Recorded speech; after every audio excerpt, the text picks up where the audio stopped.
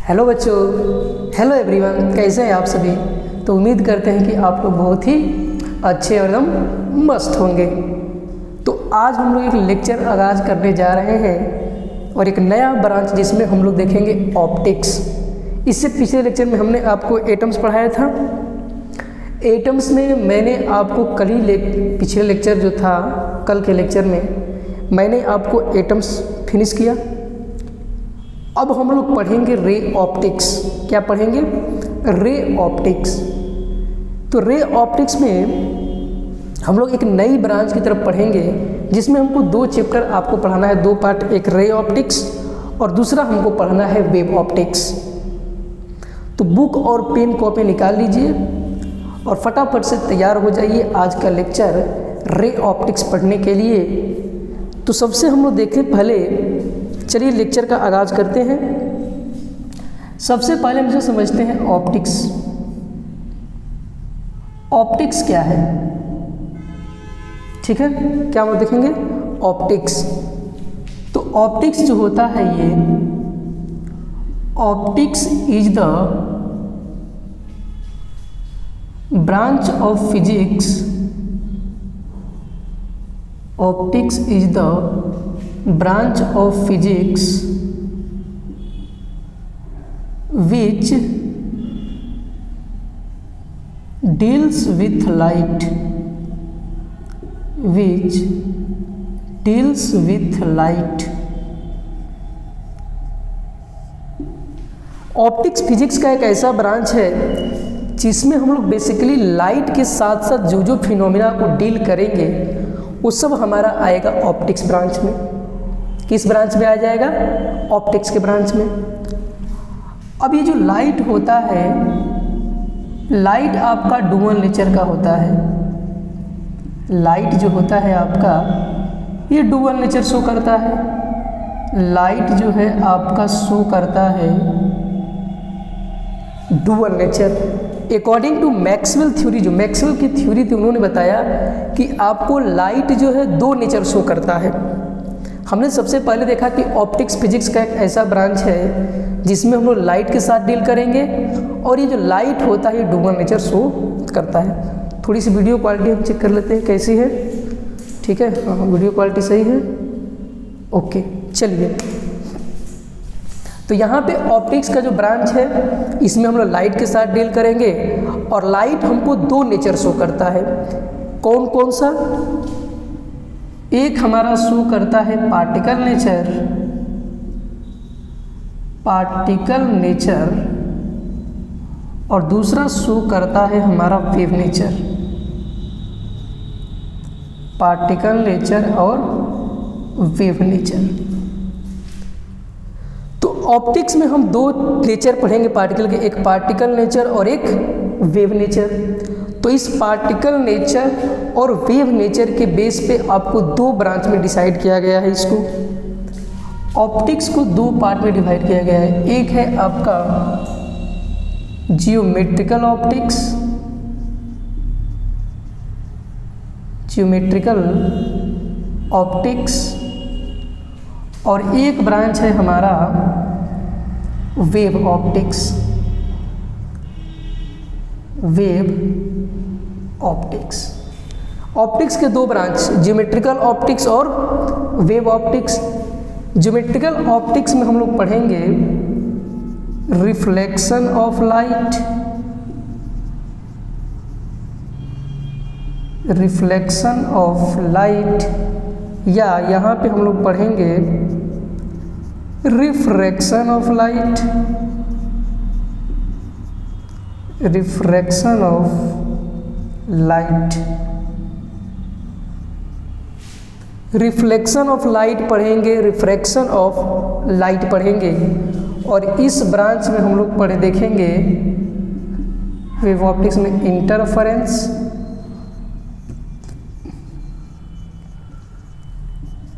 फिर पढ़ेंगे हम लोग डिफ्रैक्शन,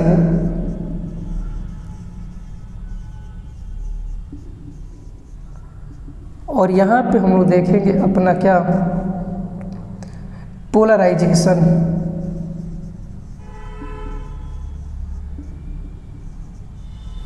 ये चीज़ें हमें डील करना है ज्योमेट्रिकल ऑप्टिक्स और एक हमारा है वेव ऑप्टिक्स। तो सबसे पहले मैंने आपको बताया कि जो ऑप्टिक्स होता है इसमें सिर्फ हम लाइट के साथ डील करते हैं, जिसमें लाइट आपको दोनों नेचर शो करता है, पार्टिकल नेचर भी और वेव नेचर भी। तो जो आप ज्योमेट्रिकल ऑप्टिक्स में पढ़ेंगे, क्या पढ़ेंगे? ज्योमेट्रिकल ऑप्टिक्स में reflection of light, refraction of light. इस ज्योमेट्रिकल ऑप्टिक्स में सिर्फ आप पढ़ेंगे पार्टिकल नेचर के बारे में, सिर्फ हम पढ़ेंगे पार्टिकल नेचर के बारे में, और इसमें हम लोग पढ़ेंगे लाइट का वेव नेचर के बारे में। ठीक है, इसमें हम लोग पढ़ेंगे पार्टिकल नेचर और इस वाले में हम लोग पढ़ेंगे वेव नेचर। और लाइट दो नेचर शो करता है, पार्टिकल नेचर भी शो करता है और वेव नेचर भी शो करता है। तो यहाँ अगर नोट पॉइंट में देखें, नोट पॉइंट में पहला क्या है note point? Light always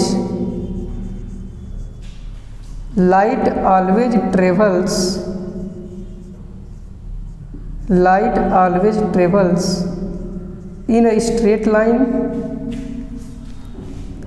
Light always travels in a straight line.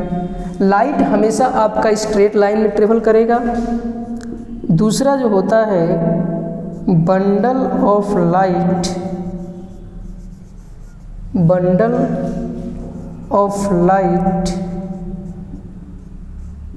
Is called beam.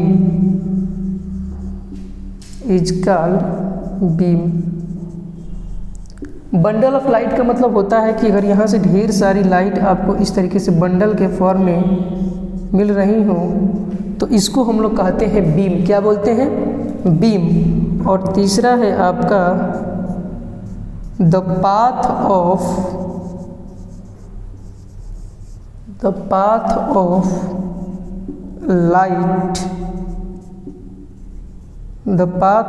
Light is called रे। जो आपका लाइट का रास्ता होता है, पाथ होता है, इस तरीके से हम रे को डिनोट करते बताता है पाथ ऑफ लाइट, किस डायरेक्शन में आपका पाथ है। तो जो पाथ ऑफ लाइट होता है उसको हम लोग कहते हैं रे, जो बंडल ऑफ लाइट होता है उसको कहते हैं बीम, और लाइट हमेशा आपका ट्रेवल करेगी स्ट्रेट लाइन में। क्लियर है? इतना चीज़ कॉपी में नोट करिए, वीडियो को पॉज करके नोट कर लीजिए जल्दी से। चलिए आगे चलें। ठीक है, इसको नोट कर लीजिए, मिटाएं। अब जो देखिए आगे हमको पढ़ना है, हेडिंग लगाइएगा रिफ्लेक्शन ऑफ लाइट। हेडिंग लगाइएगा रिफ्लेक्शन ऑफ लाइट।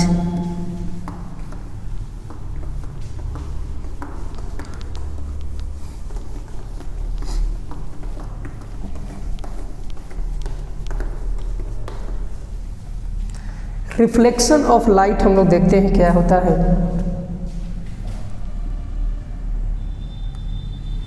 अगला हेडिंग है हमारा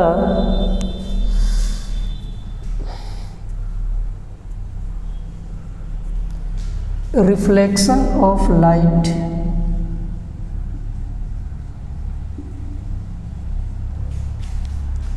रिफ्लेक्शन ऑफ लाइट।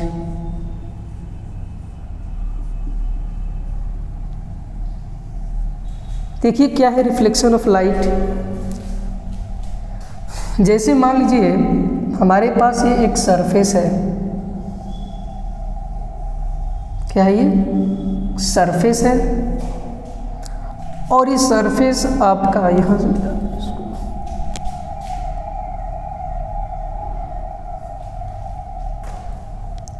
ये आपका सरफेस है और ये आपका स्मूथ सरफेस है, स्मूथ सरफेस। और यहाँ से इस तरीके से पॉलिश कर दिया गया है।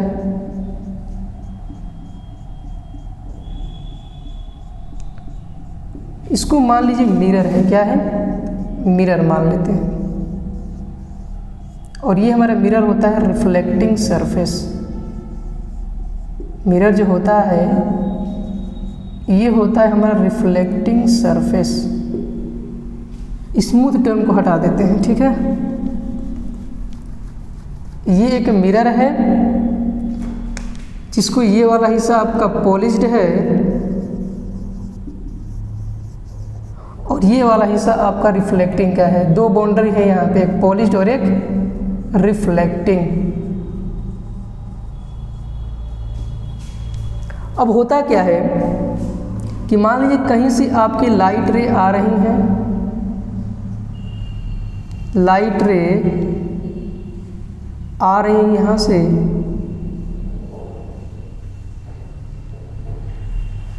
इसको हम लोग बोलते हैं इंसिडेंट रे। ये होता है हमारा इंसिडेंट रे, ठीक है। और ये इंसिडेंट रे जो है, यहाँ से हम एक नॉर्मल ड्रा करते हैं।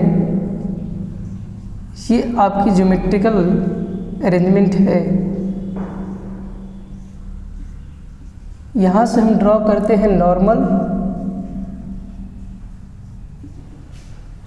अब होता क्या है ये कि जितने एंगल पे इंसिडेंट रे आएगी नॉर्मल के साथ, अगर मान लीजिए एंगल आई है, 10th में आप लोग पढ़े भी होंगे कि जितने एंगल पे आएगी ये है आपका पॉइंट ऑफ इंसिडेंट। इसको बोलेंगे हम लोग पॉइंट ऑफ इंसिडेंट।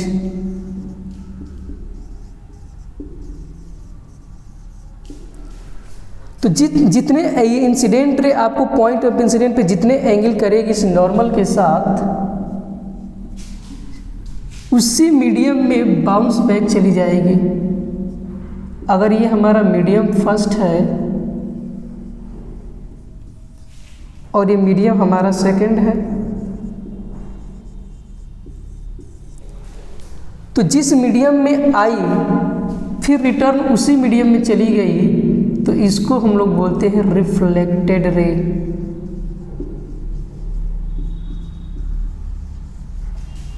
क्या बोलते हैं, रिफ्लेक्टेड रे।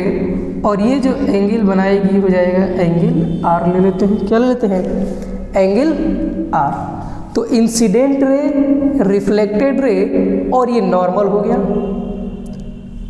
तो रिफ्लेक्शन ऑफ लाइट का मतलब होता है कि कोई इंसिडेंट लाइट है, कोई इंसिडेंट लाइट है जब किसी बाउंड्री, दो बाउंड्री का है सेपरेशन, तो मतलब किसी इंसिडेंट पर आपको जब इंसिडेंट रे होती है रिफ्लेक्टिंग सरफेस से टकराने के बाद, इंसिडेंट रे रिफ्लेक्टिंग सरफेस से टकराने के बाद बाउंस बैक कर जाती है सेम मीडियम में, इस फिनोमिना को हम लोग कहते हैं रिफ्लेक्शन ऑफ लाइट। क्या बोलेंगे कि कहीं से इंसिडेंट रे आई और रिफ्लेक्टिंग सरफेस से टकराने के बाद अगर फिर से उसी मीडियम में चली जाती है, रिटर्न बाउंस बैक करी जाती है, इसको हम लोग कहते हैं रिफ्लेक्शन ऑफ लाइट। तो क्या लिखेंगे यहाँ पे, the phenomenon of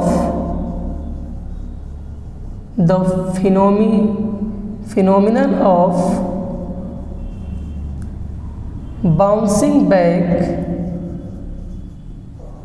phenomenon of bouncing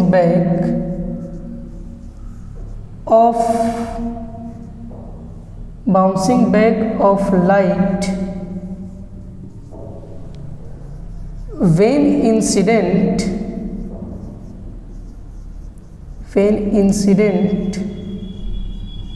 on the reflecting surface,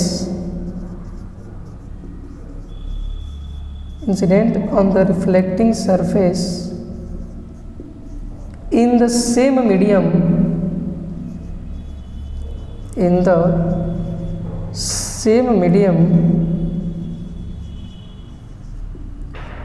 is called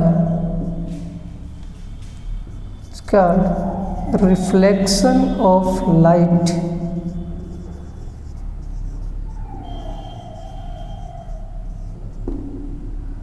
ठीक है, एक ऐसी घटना, एक ऐसा फिनोमिना जिसमें लाइट आपकी बाउंस बैक कर जाती है जब वो रिफ्लेक्टिंग सरफेस पे इंसिडेंट करती है in the same medium, is called reflection of light. तो रिफ्लेक्शन ऑफ लाइट में होता क्या है कि जिस एंगल पे आएगी इंसिडेंट रे, मतलब जिस इंसिडेंट रे आपका टकराएगी मिरर के साथ, रिफ्लेक्टिंग सरफेस के साथ, तो जिस मीडियम से आई है फिर रिटर्न उसी मीडियम में चली जाती है, उसको हम लोग बोलते हैं reflection of light. Right reflect हो गई। और यहाँ पे नोट करने वाली चीज़ क्या है,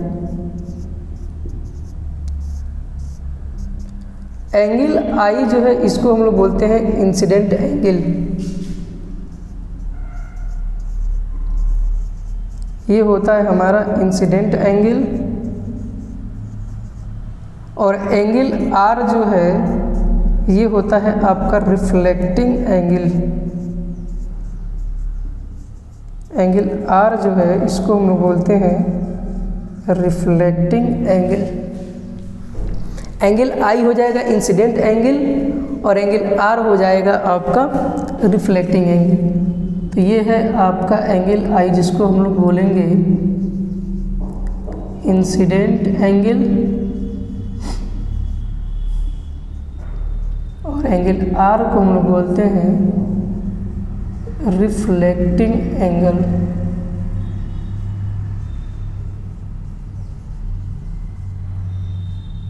ठीक है, इंसिडेंट एंगल और रिफ्लेक्टिंग एंगल। तो इतना फिगर आप लोग नोट करिए, फिगर बनाइए, फिर इसको लिख लीजिए डिफिनीशन। ठीक है, पहले आप फिगर को बना लीजिएगा साइड में और फिर इसको लिखिएगा नीचे डिफिनीशन को बगल में। इतना नोट करिए, फिर आगे बता रहे हैं आपको। चलिए आगे देखिए, इसको हम इरेज करते हैं। ठीक है, मिटाते हैं फिर आगे बताते हैं आपको।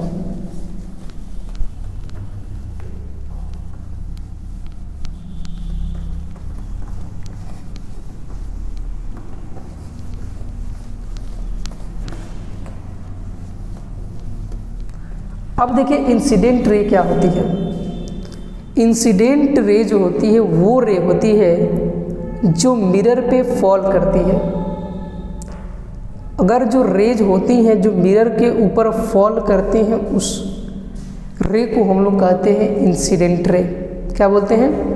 Incident ray. तो इंसिडेंट रे में लिखिएगा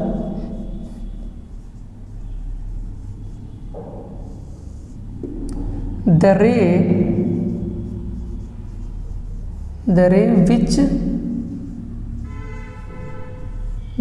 which falls on the mirror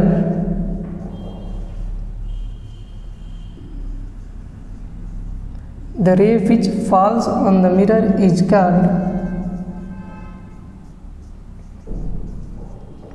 called incident ray।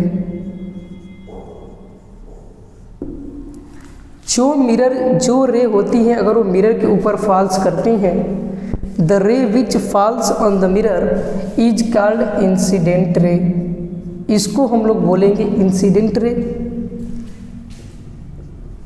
और दूसरा आपकी आती है reflected ray.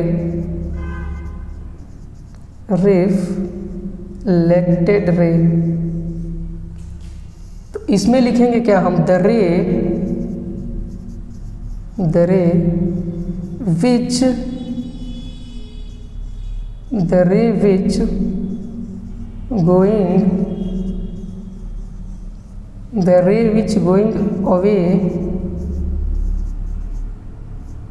which going away from the mirror is called reflected ray।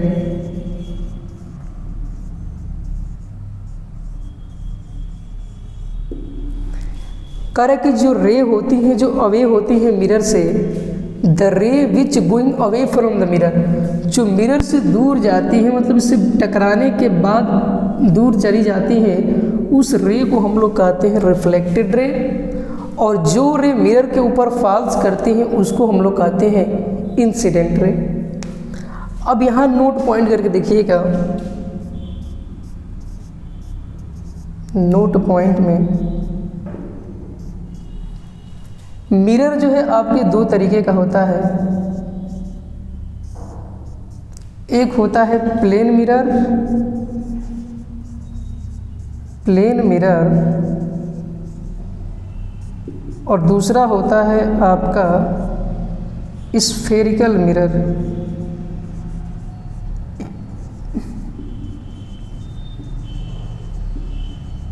Plane mirror और स्फेरिकल मिरर।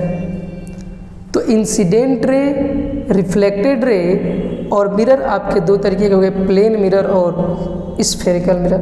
तो स्फेरिकल मिरर जब हम आपको पढ़ाएंगे बाद में, और यहाँ से हम चर्चा करेंगे प्लेन मिरर की।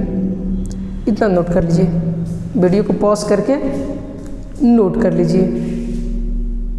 चलिए इसको इरेज करें, आगे देखते हैं क्या है।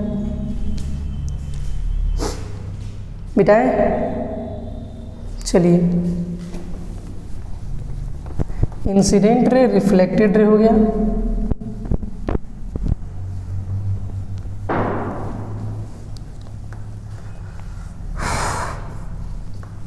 अब यहाँ जरा देखिए,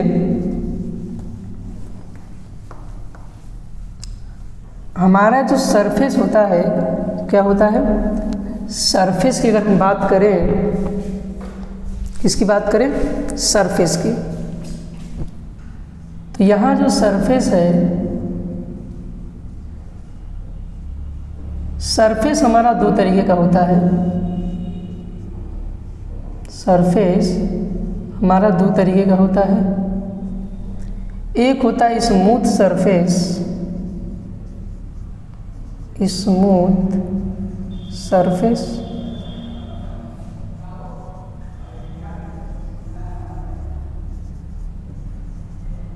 और दूसरा है हमारा रफ सरफेस।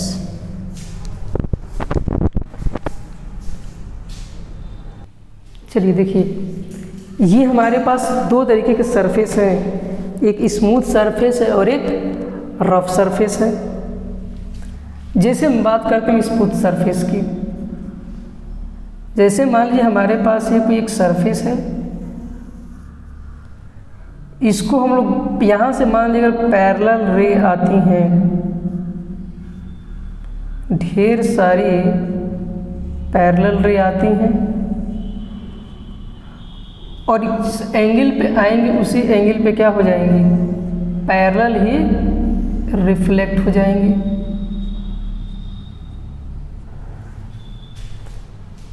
तो इसको हम लोग बोलते हैं स्मूथ सरफेस, स्मूथ सरफेस, या इसी को हम लोग बोलते हैं रेगुलर रिफ्लेक्शन। यहाँ पे आपको रेगुलर रिफ्लेक्शन देखने को मिलेगा, या इसी को हम लोग बोलते हैं स्पेकुलर रिफ्लेक्शन, स्पेकुलर रिफ्लेक्शन। यहाँ पे नोट करने वाली चीज़ क्या है आपका, स्मूथ सरफेस में क्या होता है कि जितने पैरेलल रे आएंगे जिस एंगल पे, उसी एंगल पे पैरेलल ही क्या हो जाएंगे, रिफ्लेक्ट हो जाएंगे। जिस एंगल पे पैरेलल आएंगे उसी एंगल पे क्या हो जाएंगे, रिफ्लेक्ट हो जाएंगे। उसको हम लोग बोलते हैं रेगुलर रिफ्लेक्शन या स्पेकुलर रिफ्लेक्शन। यहाँ पे नोट करने वाली चीज़ क्या है आपको, कि जब सरफेस आपका स्मूथ होगा, जब सरफेस आपका स्मूथ होगा तो वहाँ पे आपको इमेज क्लियर देखने को मिलेगा।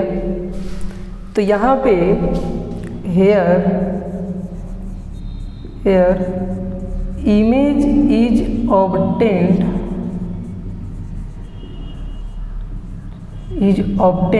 क्लियर, या लिख सकते हैं क्लियर इमेज इज ऑब्टेन्ड। यहाँ पे क्लियर इमेज आपको क्या होता है, देखने को मिलता है।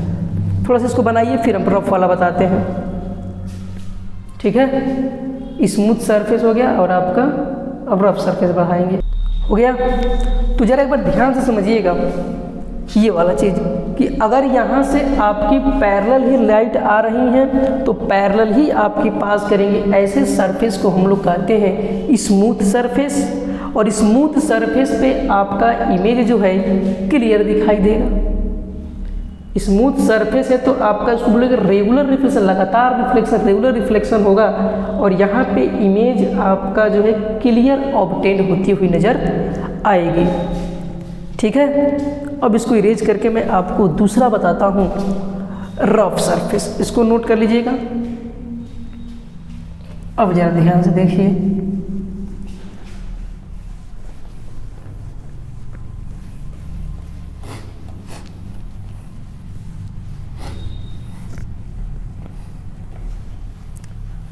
अब यहाँ हमको देखना है रफ सरफेस। क्या देखना है? Rough surface.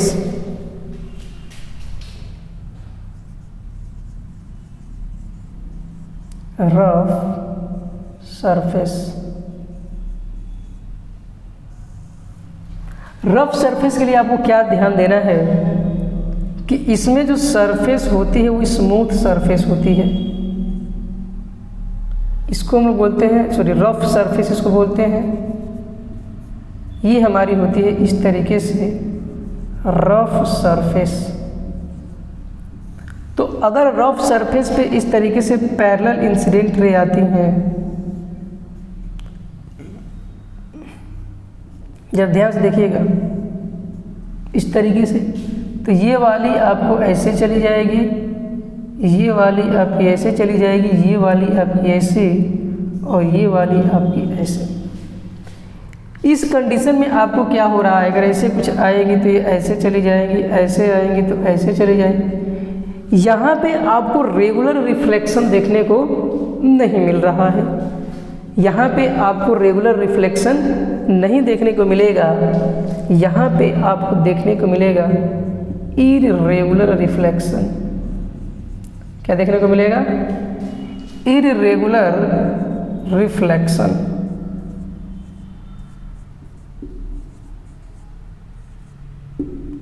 इररेगुलर रिफ्लेक्शन होगा यहाँ पे। तो होगा क्या यहाँ पे? Here clear image, here clear image is not obtained.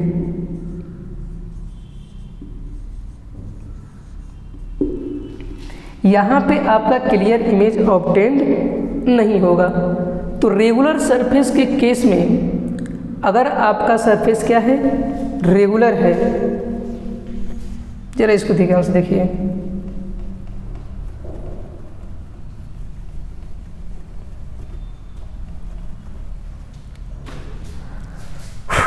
हाँ, अगर इररेगुलर रिफ्लेक्शन है तो यहाँ पे आपको इमेज क्लियर नहीं मिलेगा। तो अगर आपका सरफेस, रिफ्लेक्टिंग सरफेस अगर स्मूथ है तो वहाँ पे आपको इमेज क्लियर देखने को मिलेगा, मतलब इमेज मिलेगा देखने को। और यहाँ पे आपको here image is clear not obtain, here आपका यहाँ पे इमेज क्लियर ऑब्टेन नहीं हो।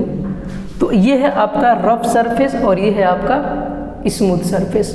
बना लीजिए फिगर को, वीडियो को पॉज करके बना लीजिए। अब जरा ध्यान से देखिए, यहाँ पे आगे चलते हैं।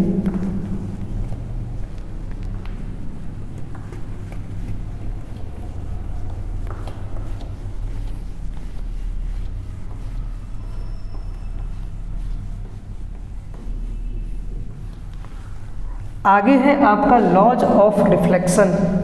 लॉज ऑफ रिफ्लेक्शन क्या है? जरा देखिएगा, लॉज ऑफ रिफ्लेक्शन हेडिंग है आपका laws of reflection.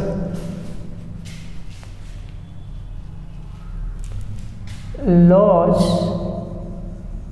Of reflection.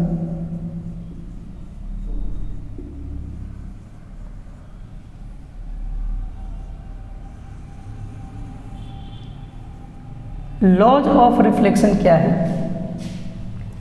पहला लॉ कहता है कि the incident ray, the incident rays, reflected rays, reflected rays and normal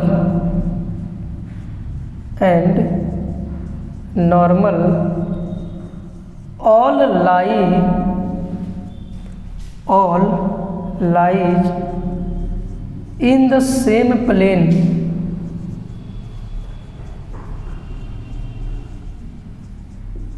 इसका मतलब क्या है जरा समझिए। जैसे ये कोई सरफेस है हमारा, ये इंसिडेंट रे हो गई, ये नॉर्मल हो गया और ये हो गया हमारा रिफ्लेक्टेड रे। ये रिफ्लेक्टेड रे है और ये इंसिडेंट रे है और ये है हमारा नॉर्मल। क्या है? नॉर्मल।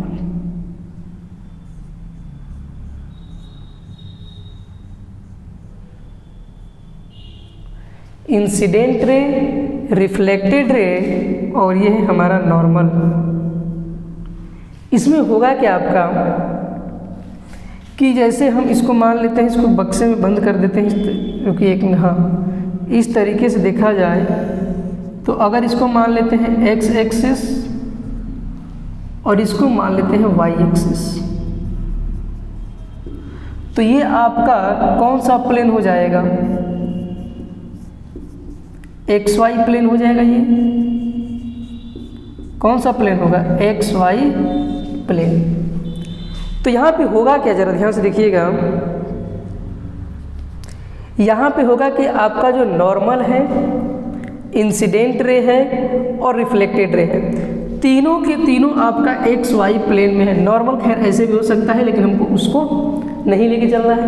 ये लॉ कहता है कि इंसिडेंट रे, रिफ्लेक्टेड रे और नॉर्मल तीनों आपका एक ही प्लेन। और कौन सा प्लेन है? एक्स वाई प्लेन है। एक्स वाई प्लेन में भी आपका नॉर्मल भी है, एक्स वाई प्लेन में आपका रिफ्लेक्टेड रे भी है और एक्स वाई प्लेन में आपका इंसिडेंट रे भी है। तो तीनों के तीनों जो रे हैं आपके, इंसिडेंट रे, रिफ्लेक्टेड रे और नॉर्मल, ये तीनों आपके सेम प्लेन में लाई करेंगे और वो प्लेन है आपका एक्स वाई प्लेन।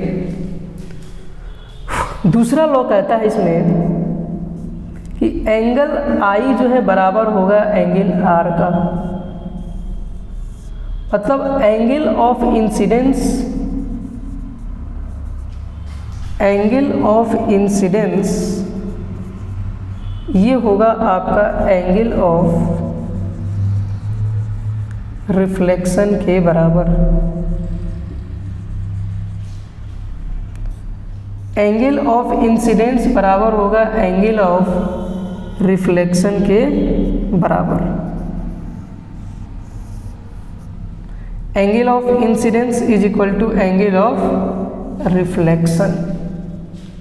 तो ये दो लॉ आपको पढ़ना है कि incident ray, reflected ray, normal, ये तीनों के तीनों एक ही प्लेन में होने चाहिए। ये पहला लॉ है।